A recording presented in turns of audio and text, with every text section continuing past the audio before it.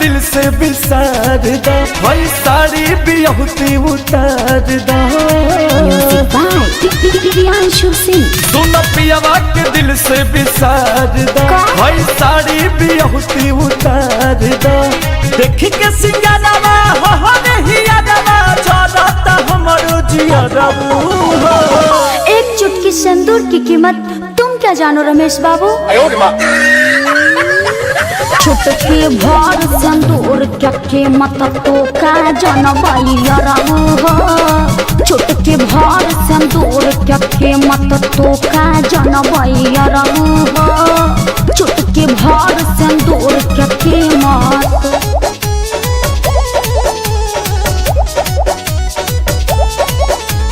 Presented by Mahadev and Films.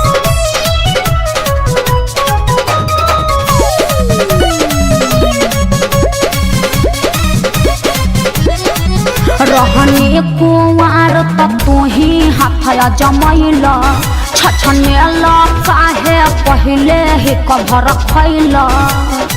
अरे अब बर्दाश्त करके रह बुझला। छोड़ी हमरा के पियावा संगे मजा उड़ावतारू, हाथे अपना दे दिह तू जहरिया कहे तड़पवतारू। नैहर मेरा खतरा हूँ नजरिया आवत रहू मिले घर हूँ। चुटकी भर सिंदूर क्या कीमत तो का जानबाई यारबू हो। चुटकी भर सिंदूर क्या कीमत तो का जानबाई यारबू हो। चुटकी भर सिंदूर क्या कीमत। चुटकी भर सिंदूर क्या कीमत।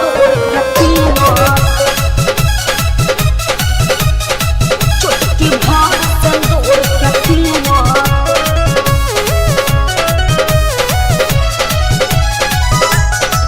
पहले के बतलब विसार देने दिल से, खुशबानी हम प्रियांशु जी से मिलके।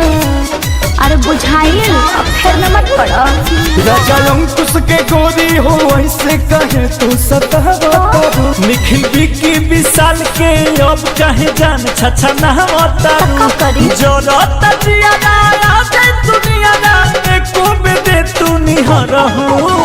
चुटकी भर सिंदूर क्या कीमत तो का जानबाई यारबू हो। चुटकी भर सिंदूर क्या कीमत तो का जानबाई यारबू हो।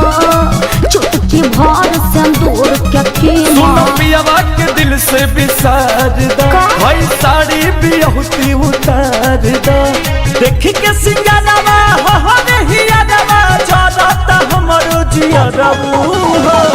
एक चुटकी सिंदूर की कीमत तुम क्या जानो रमेश बाबू। चुटकी भर सिंदूर क्या कीमत तो का जानबाई यारबू हो। चुटकी भर सिंदूर क्या कीमत तो का जानबाई यारबू हो। चुटकी भर सिंदूर क्या कीमत। अरे जा तहरा समझ में ना आए। Presented by Mahadev and Films.